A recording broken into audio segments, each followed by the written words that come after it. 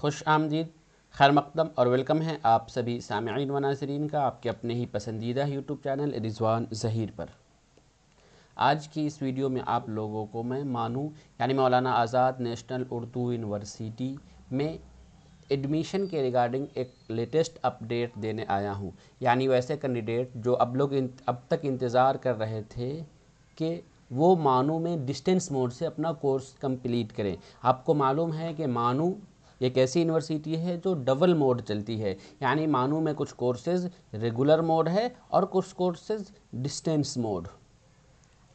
तो regular mode का notification already पहले ही आ चुका था, उसका एडमिशन का प्रोसेस चल भी रहा है, लेकिन अब डिस्टेंस मोड का भी नोटिफिकेशन वेबसाइट पर आ गया है, यानी यूनिवर्सिटी ने प्रोस्पेक्टस रिलीज़ कर दिया है। तो आज की इस वीडियो में आप लोगों को मैं बिल्कुल डिटेल से बताऊंगा डिस्टेंस मोड एडमिशन के बारे में, यानी एडमिशन के रिगार्डिंग जो भी आपके लिए बुनियादी मालूमात हैं जो आपको होनी चाहिए, या फिर अगर आप एडमिशन लेना चाहते हैं तो पहले उन चीज़ों को ज़रूर जान लेनी चाहिए। तो उस तरीके की जो भी चीज़ें हैं वो सारी चीज़ें आपको आज की इस वीडियो में देखने को मिलेंगी। यानी जैसा कि अभी आप स्क्रीन पर देख रहे हैं कि फॉर्म अप्लाई करने की आखिरी तारीख क्या है, कोर्सेज कौन कौन से मानू में हैं, या फिर उससे रिलेटेड और भी। जैसे कि मैं आपको एक दूसरी चीज़ अभी यहाँ पर स्क्रीन पे और भी दिखा दे रहा हूँ, लेकिन उससे पहले एक रिक्वेस्ट कि अगर अभी तक आपने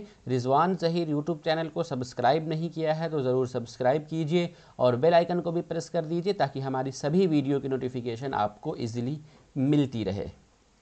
मानू में जितने भी कोर्सेज़ हैं जिनमें एडमिशन होता है या मानू से रिलेटेड तमाम अपडेट्स आपको रिजवान ज़हीर यूट्यूब चैनल पे मिलते रहेंगे। तो आज की इस वीडियो में जो हम डिस्कस करेंगे वो हमारा है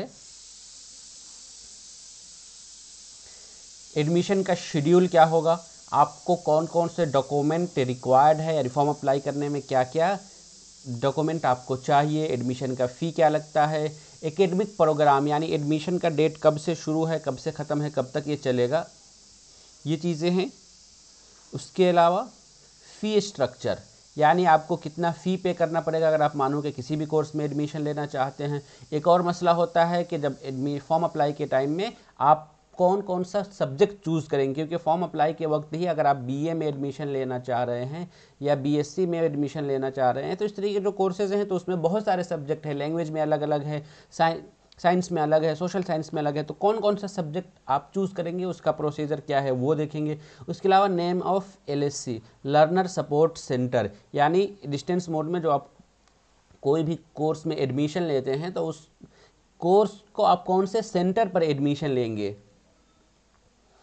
उसके अलावा एडमिशन प्रोसीजर क्या है, यानी किस तरीके से आपका एडमिशन होगा, क्या क्या स्टेप्स आपको फॉलो करने हैं तब जाके आपका एडमिशन हो पाएगा। एकेडमिक कैलेंडर ये बहुत इंपॉर्टेंट है, यानी कि आपका एडमिशन जो होगा तो एडमिशन का लास्ट डेट क्या है, फिर बुक्स आपको SLM जिसे बोलते हैं सेल्फ लर्निंग मटेरियल वो कब तक आपको मिलेंगी, आपको असाइनमेंट कब देना होगा, आपका सेमेस्टर एग्ज़ाम या फाइनल एग्ज़ाम कब होगा, वो चीज़ें हैं। उसके अलावा LSCs की लिस्ट पूरी आपको यहाँ पर दी गई। उसके अलावा एक चीज़ और जो है कि मानू में जितने भी स्टूडेंट्स एडमिशन लेते हैं उनमें से बहुत सारे मदरसा बैकग्राउंड के होते हैं और मानू ने अपनी यहाँ एडमिशन लेने का जो क्राइटेरिया रखा है उसमें बहुत सारे मदरसे लगभग 150 से ज़्यादा ऐसे मदारिस हैं कि उन मदरसे के पास आउट स्टूडेंट्स को मानो अपने यहाँ एडमिशन देती है। तो उन सभी मदरसे का लिस्ट भी आपको इस वीडियो में दिखाऊंगा, तो पूरी वीडियो देखिएगा। कहीं पर कोई डाउट या कन्फ्यूज़न वगैरह है तो आप हमें ज़रूर बताइएगा। तो अब हम चलिए वीडियो शुरू करते हैं। सबसे पहले आपको हम ले चलते हैं मानू के प्रोस्पेक्टस पर, यानी कि आप देख रहे हैं यहाँ पर DDE प्रोस्पेक्टस आपको स्क्रीन पर ये लिखा हुआ दिखाई दे रहा है, DDE directorate of distance education. अच्छा, ये जो कोर्स है इस कोर्स को कभी हम डायरेक्टरेट ऑफ डिस्टेंस एजुकेशन या सिंपली हम डिस्टेंस मोड भी कोर्स कहते हैं या ओपन लर्निंग, आजकल अब ये ओपन लर्निंग कहा, कुछ लोग इसे ओपन लर्निंग के नाम से जानने लगे हैं, या एक और टर्म इसके लिए ODL चल रहा है, ओपन डिस्टेंस लर्निंग। बहुत सारे लोग इसे ओपन कोर्स भी कहते हैं, यानी सिर्फ ओपन फॉर्मेट कह देते हैं। उर्दू में बस इसके लिए एक लफ्ज़ इस्तेमाल होता है फासलाती तालीम, या हिंदी में जिसे हम दूरस्थ शिक्षा कहते हैं, क्या दूरस्थ शिक्षा, ये सब एक ही चीज़ है। बस नाम इसका बदल रहा है। तो इन सारे टर्म्स का जो टर्मिनोलॉजी है वो एक ही कोर्स है कि डिस्टेंस मोड, यानी आप अपना घर बैठे अपने सारे कोर्स को कंप्लीट कर लेंगे। आपको बस एडमिशन लेना है, असाइनमेंट जमा करना है, काउंसलिंग अटेंड करना है और फाइनल एग्ज़ाम देना है, यही आपको बस करना होगा। तो ये प्रोस्पेक्टस 2023-24 का आपको मैं इसमें से एक एक करके जो भी इंपॉर्टेंट पॉइंट है वो सारी चीज़ें आपको मैं दिखाते चल रहा हूँ। या अभी जो आपको बताया गया था कि पहले क्या क्या आपको बताया जाएगा, उन सारी चीज़ों को आपके सामने मैं रखूँगा।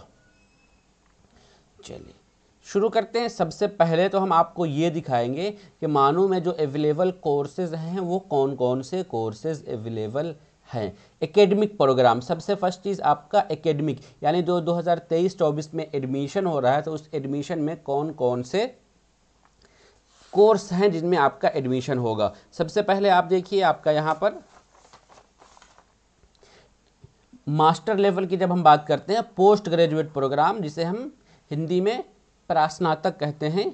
एमए कितने सब्जेक्ट से है? मास्टर आपका उर्दू से है, इस्लामिक स्टडीज़ से, इंग्लिश से, हिस्ट्री से, अरबिक से और हिंदी से। टोटल 6 सब्जेक्ट से मानो में इस बार डिस्टेंस मोड से एमए कोर्स अवेलेबल है। आप इनमें से किसी में भी एडमिशन ले सकते हैं। उसके अलावा जब हम ग्रेजुएट की बात करते हैं, अंडर ग्रेजुएट की यानी बैचलर लेवल की, तो उसमें आपका बीए है। इस बीए को बीए पास बोलते हैं, यानी ये नॉर्मल आपका बीए है 3 साल का। अच्छा, बीए ऑनर्स और बीए पास में फ़र्क क्या होता है? कहीं कहीं आप देखेंगे कि बहुत सारे लोगों का बीए ऑनर्स होता है और बहुत सारे लोगों का बीए पास होता है। बीए ऑनर्स का स्ट्रक्चर ये होता है कि आप जब एडमिशन लेंगे तो फर्स्ट एंड आपका 3 सब्जेक्ट ग्रेजुएशन में होगा।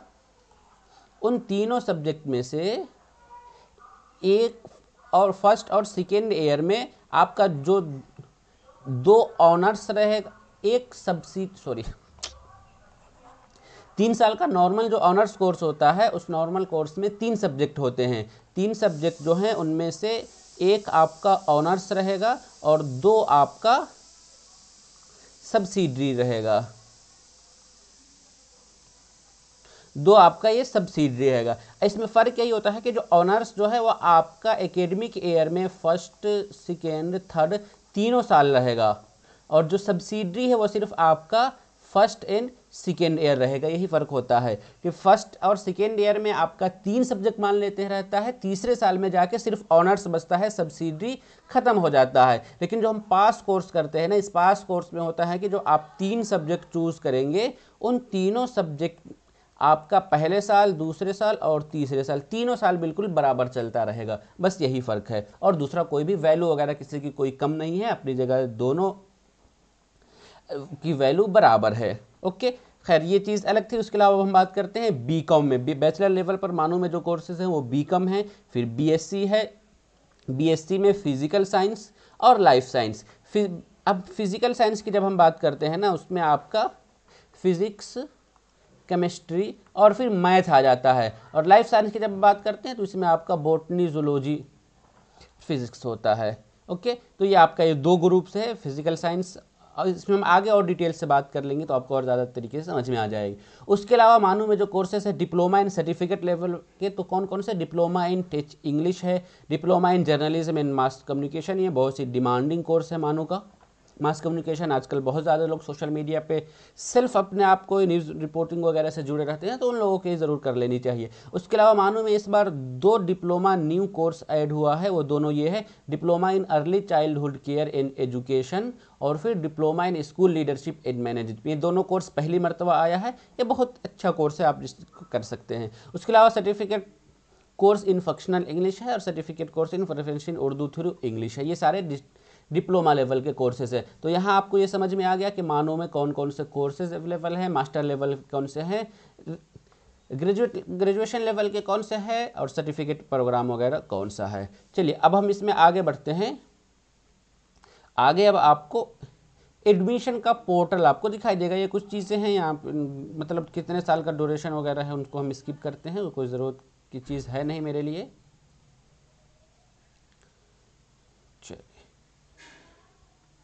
हाँ, अब इसमें हम फिर आगे बढ़ते हैं। आगे जो हमारा है एडमिशन नहीं, हाँ, फ़ी स्ट्रक्चर की जब हम बात कर लेते हैं कि फ़ी हमारा क्या है, किस कोर्स में हमें कितनी फ़ी पे करने पड़ेंगे। तो यहाँ पर देख लीजिए प्रोग्राम नेम दिया है, उसके अलावा इसमें बीच का जो स्किप है, बस सिर्फ लास्ट वाले इस सेक्शन पे हम आते हैं। ये जो 2 ग्रुप है आपका इसमें है। अगर आप एमए में एडमिशन ले रहे हैं, Urdu, Islamic studies, English, history, Arabic, इन सभी कोर्स के लिए ऑलमोस्ट फ़ी जो है बिल्कुल बराबर ही है। अगर कैंडिडेट SC ST है, PWD है, EWS है या फिर वुमेन है तो इनके लिए 4500 रुपये है। अगर उर्दू से 4500 रुपये फर्स्ट ईयर में और सेकेंड ईयर में 4200 रुपये। लेकिन अदर स्टूडेंट के लिए बाकी जो है उनके लिए 6500 रुपये है, यानी 6500 रुपये, और सेकेंड ईयर में 6200 रुपये। उसी तरीके से बाकी जो कोर्सेज हैं उनमें भी सब में बिल्कुल यही फ़ीस है। और ये जो फ़ी बताया गया है ना, इसी में आपके पूरे 1 साल का फ़ी यानी एग्जामिनेशन फ़ी वगैरह सब कुछ ऐड है, अलग से कुछ और पे नहीं करना पड़ेगा। अगर हम बैचलर की बात कर लेते हैं, अगर आप BA में एडमिशन ले रहे हैं तो ये 3 साल का कोर्स है। फर्स्ट ईयर में अगर EWS है, PWD है, SC ST है तो उनके लिए 3300 रुपये है, और नॉर्मल दूसरे कैंडिडेट के लिए 4500 रुपये है। इसमें फीमेल कैंडिडेट के लिए भी छूट होगा, यानी कि ऑल वुमेन कैंडिडेट है उन सभी के लिए भी फ़ी में छूट दिया गया हुआ है। अगर हम इसमें बस फर्स्ट ईयर में 3300, उसके बाद सेकेंड ईयर में 3000, थर्ड ईयर में भी 3000। नॉर्मल कैंडिडेट के लिए फर्स्ट ईयर में 4500, सेकेंड ईयर में 4200 और थर्ड ईयर में 4200 रुपये ही है। और ये आपका ईयरली फ़ी लिया जा रहा है। एग्ज़ाम आपका तो सेमेस्टर वाइज होगा यानी 6 सेमेस्टर पे, लेकिन फ़ी जो है वो आपका ईयरली लिया गया है। ओके, उसी तरीके से डिप्लोमा वगैरह के लिए फ़ी दिया गया हुआ है कि आप डिप्लोमा करेंगे तो उसके लिए कितनी फ़ी पे करनी पड़ेगी। उसके अलावा एक चीज़ और आपको हम यहाँ पर बता दें कि जब आप फॉर्म अप्लाई करेंगे तो उसमें आपको कितना फ़ी पे करना पड़ेगा फॉर्म अप्लाई में। तो फॉर्म अप्लाई के लिए जो आपको फ़ी बताया गया है सिर्फ 300 रुपये है सभी कैंडिडेट के लिए। यानी आप कोई भी कैटेगरी के किसी भी लेवल के कैसे भी कैंडिडेट हो, आपको जो सिर्फ फ़ी पे करना पड़ेगा वो आपका 300 रुपये है। ये देख लीजिए, रजिस्ट्रेशन फ़ी आपका ये नॉन रिफंडेबल है, यानी आपका ये रिफ़ंड नहीं होगा।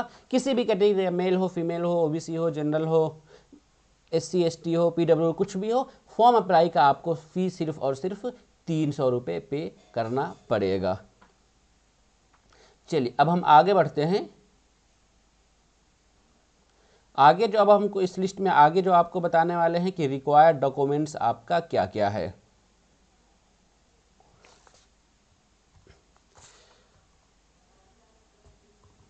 किसी तरीके का कोई अगर कन्फ्यूज़न या डाउट्स वगैरह आपका रह रहा है तो आप हमें पूछ सकते हैं। आप नीचे कमेंट बॉक्स में ज़रूर पूछिए, हम आपको उसके रिगार्डिंग आपको ज़रूर बताएंगे।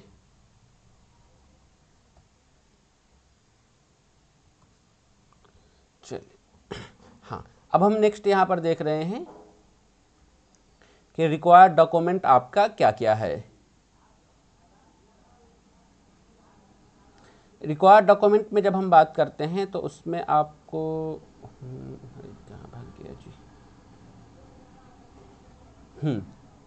ये आपका है। सबसे पहले फॉर्म अप्लाई करने में आपको पासपोर्ट साइज़ फ़ोटोग्राफ और सिग्नेचर आपका होना चाहिए, यानी एक पेपर पे आपका एक फ़ोटो पासपोर्ट साइज़ और फिर सिग्नेचर। उसके अलावा scan copy of the proof of date of birth, यानी आपका 10th का मार्कशीट होनी चाहिए जिस पे डेट ऑफ बर्थ लिखा होता है, या उसके अलावा भी कोई एक प्रूफ है जिस पे आपका डेट ऑफ बर्थ हो, वो आपको चाहिए।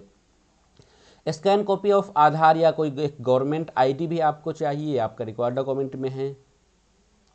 उसके अलावा कैटेगरी सर्टिफिकेट इफ़ एनी, अगर आप OBC या फिर EWS से बिलोंग्स करते हैं या PWD, SC या ST से बिलोंग्स करते हैं तो उसका भी सर्टिफिकेट आपको चाहिए। उसके अलावा आपको मानू में आपको पता है कि किसी भी कोर्स में एडमिशन लेने के लिए एक उर्दू प्रूफ होता है, यानी आपने उर्दू किस लेवल पर पढ़ा है। उर्दू आपने 10th पर पढ़ा है, 12th लेवल पर पढ़ा है, या फिर ग्रेजुएशन जिस लेवल पर भी आपने एक उर्दू पढ़ा है वो प्रूफ आपका चाहिए।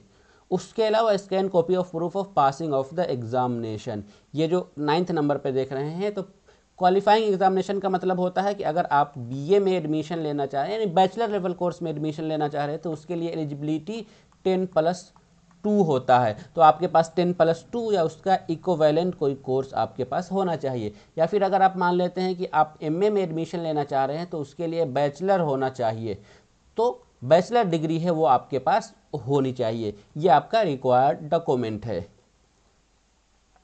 ठीक, ये चीज़ें। उसके अलावा एक चीज़ और आपको बता दूं कि मानो डिस्टेंस मोड में एडमिशन लेने के लिए आपको माइग्रेशन या फिर ट्रांसफ़र या कैरेक्टर या बोनाफाइड इस तरीके किसी भी सर्टिफिकेट की ज़रूरत नहीं है। ये आपसे ना ही सॉफ्ट कॉपी मांगा जाएगा और ना ही आपसे हार्ड कॉपी मांगा जाएगा।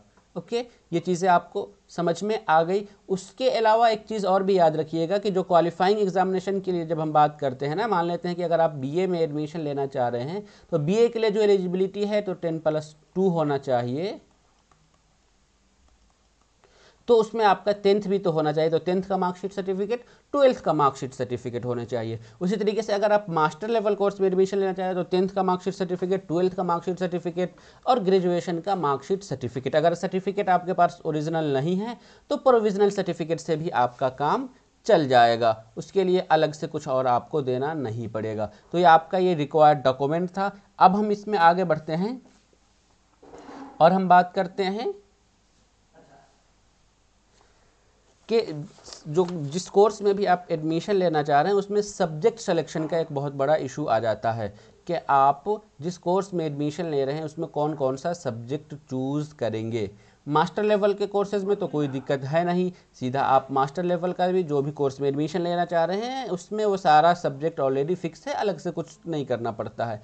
मसला सिर्फ आपका, जैसे ये एमए उर्दू है, इसमें आपको फर्स्ट सेमेस्टर में लिसानियात पढ़ना है, तारीख़ अदब उर्दू पढ़ना है, दास्तान पढ़ना है, क्लासिकी असनाफ़ शेर या मसनवी कसीदा मरसिया वगैरह पढ़ना है। ये सेकेंड सेमेस्टर का ये सारा फिक्स है, इसमें कोई दिक्कत नहीं है जो भी सब्जेक्ट है। लेकिन अगर आप बीए में एडमिशन लेना चाह रहे हैं तो बीए में आपके पास कई सारे सब्जेक्ट्स होते हैं, उनमें से आपको ध्यान रखना पड़ता है कि हम कौन सा सब्जेक्ट ले रहे हैं।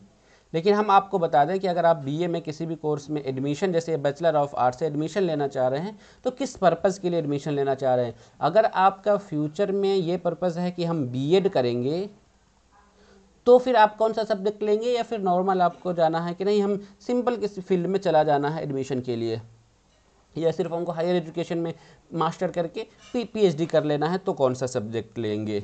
तो यहाँ देखिए बैचलर ऑफ आर्ट्स बीए में जब आप कोर्स सिलेक्शन करेंगे तो यहाँ पर जो लिस्ट दिया हुआ है उसमें से दो तरीके का पेपर होता है, एक आपका कोर पेपर होता है और दूसरा आपका इलेक्टिव होता है, तीसरा आपका कंपलसरी पेपर है। तो कोर पेपर में दो आपको सब्जेक्ट लेना है, और वो दो कैसा होगा, तो दो में से एक लिटरेचर और एक सोशल साइंस, या फिर दो सोशल साइंस आप लेंगे। जैसे इंग्लिश, उर्दू, हिंदी, अरबिक ये लिटरेचर है यानी लैंग्वेज है, चार लैंग्वेज में से कोई एक लैंग्वेज, और फिर सोशल साइंस। सोशल साइंस की बात करते हैं तो ये हमारा economics, history, political science, Islamic studies, sociology और फिर पब्लिक एडमिनिस्ट्रेशन।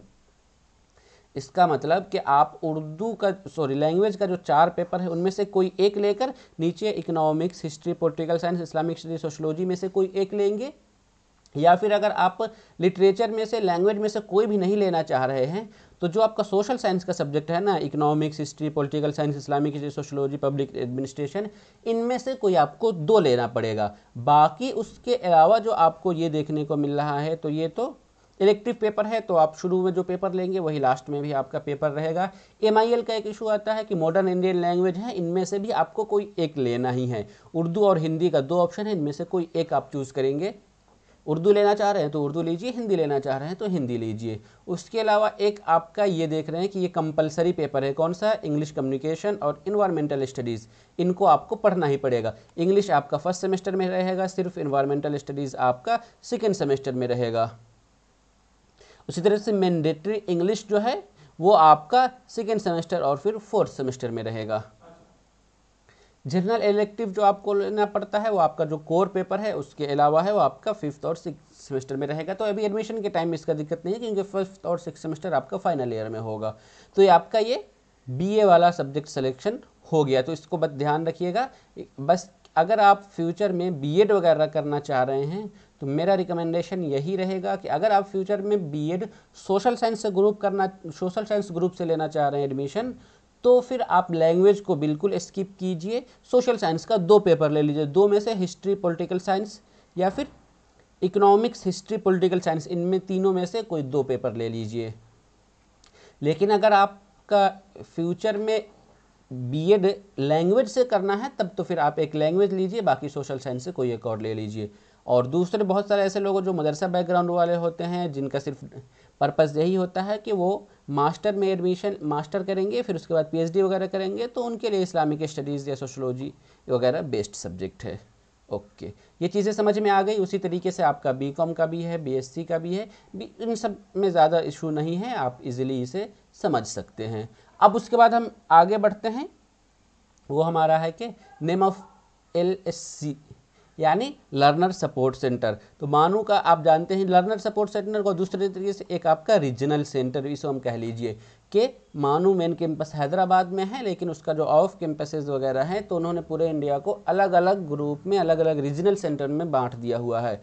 तो मेन कैंपस ये हैदराबाद है, उसके अलावा बेंगलुरु में है रीजनल सेंटर में, भोपाल आपका रीजनल सेंटर आ जाता है, दरभंगा, मुंबई, दिल्ली, पटना, रांची, श्रीनगर, अमरावती, हैदराबाद, लखनऊ, वाराणसी वगैरह।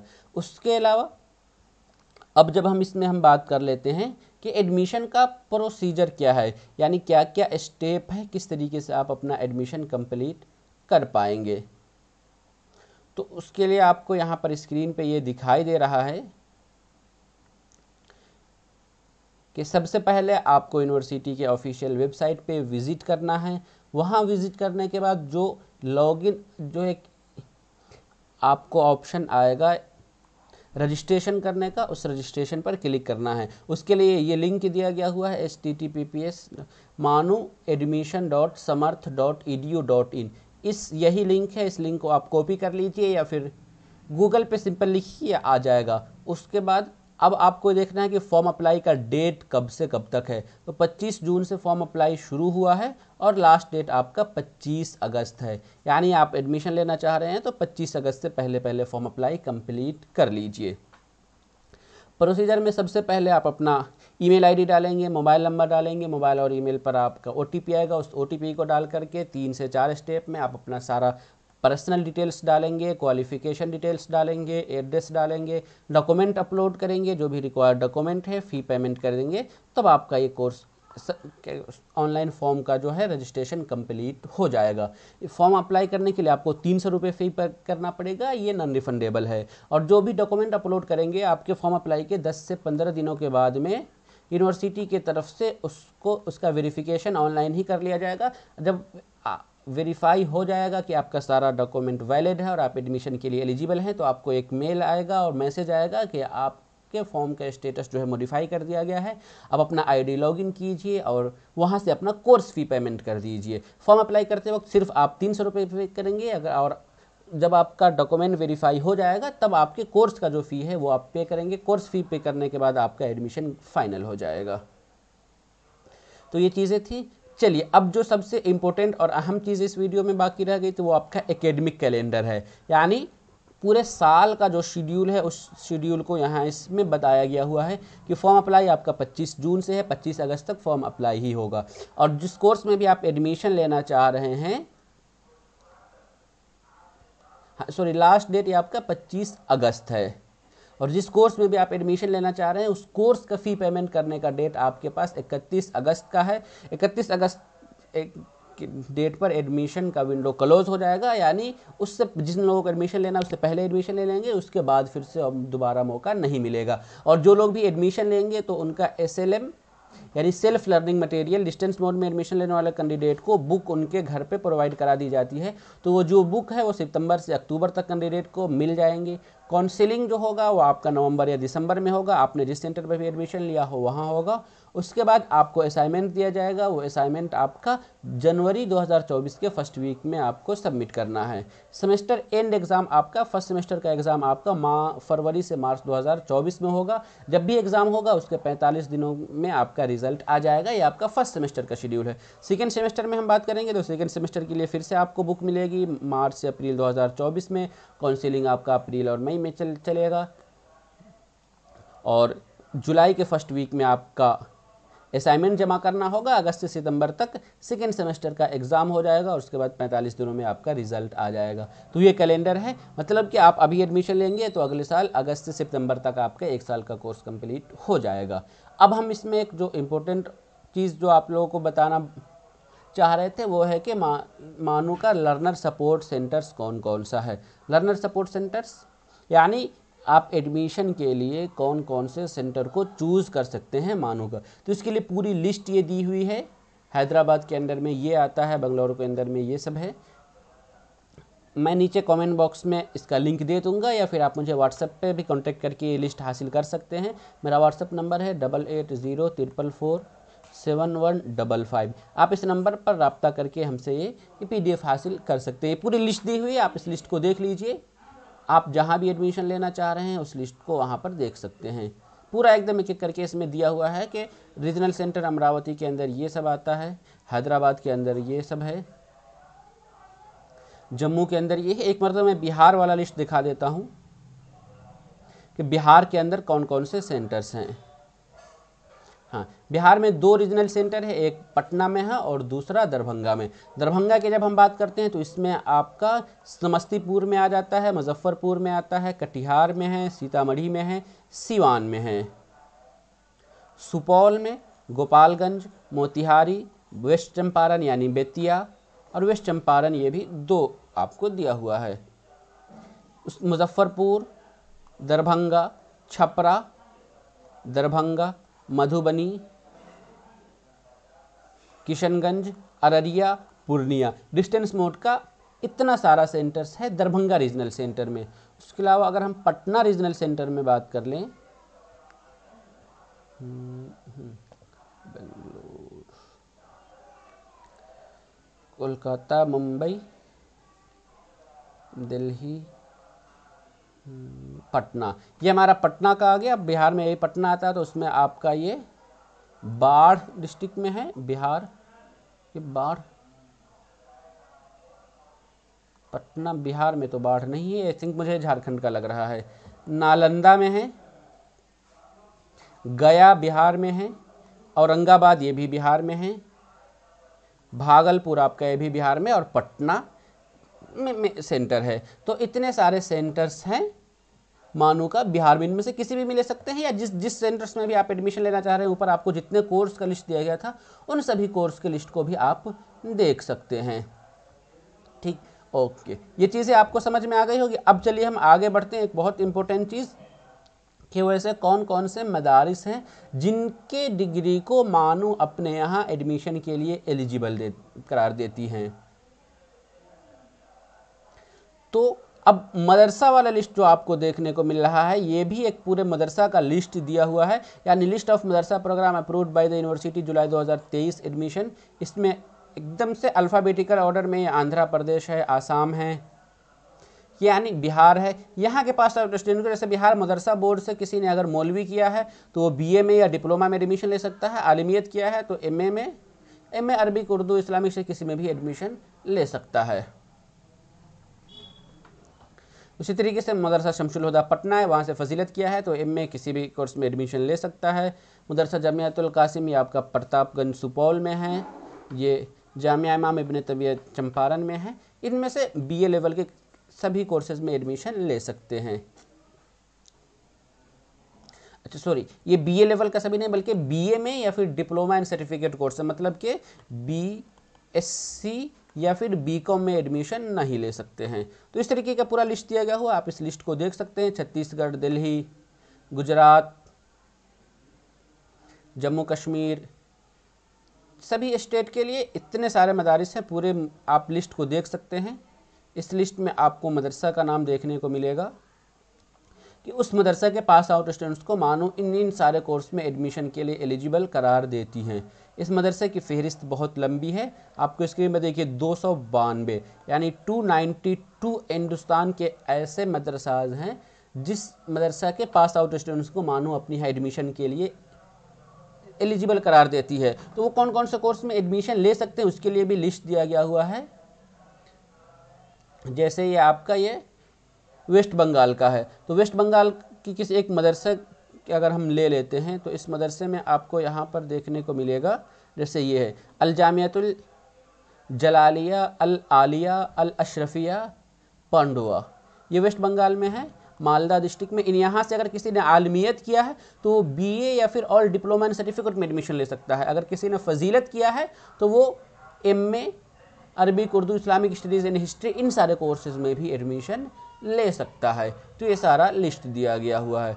तो इस वीडियो में यही बताना था। उम्मीद करता हूँ कि आप लोगों को ये वीडियो पसंद आया हो। अगर किसी तरह कोई डाउट या कन्फ्यूज़न रह गया हो तो आप हमें नीचे कमेंट बॉक्स में पूछ सकते हैं, या फिर मेरा व्हाट्सअप नंबर भी आपको दिखाई दे देगा नीचे कमेंट बॉक्स में, या इस अभी जो एक येलो पट्टी चल रही है उस येलो पट्टी पर मेरा व्हाट्सअप नंबर होगा। आप उस पर कांटेक्ट करके हमसे और भी इन्फॉर्मेशन हासिल कर सकते हैं। तो चलिए आज की इस वीडियो में दीजिए हमें इजाज़त। हम फिर मिलेंगे इसी तरीके की अगली वीडियो में। तब तक के लिए शुक्रिया। अल्लाह हाफिज़।